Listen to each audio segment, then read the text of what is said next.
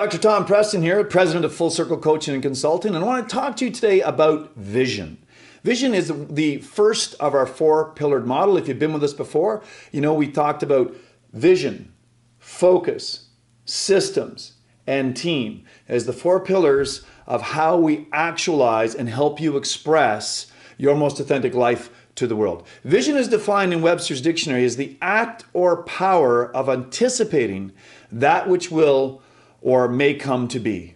And once you're living authentically, you want to live in your life consciously. You want to intend or plan your life based upon your vision, not somebody else's vision, not somebody else's way of being in the world.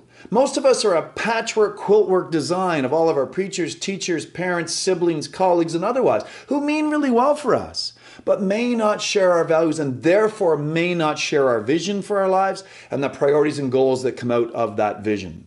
So one of the questions that I commonly get asked is, all right, coach, where does vision come from? In my philosophical hallucination on reality, folks, I contend that vision comes from within. It comes from essence. It comes from source.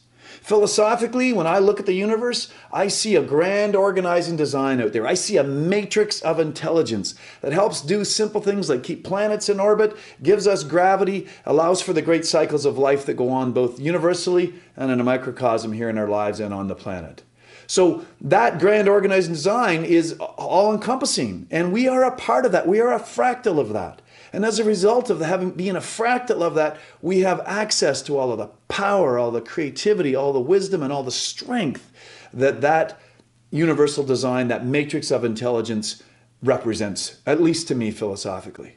So once you get that, and you realize you have access to all that power, creativity, and wisdom, you realize that that vision wants to express itself.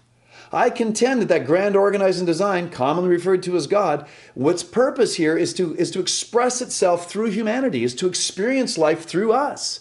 And so our ultimate purpose is to experience and express ourselves, but authentically, from within, from the core essence of who we are.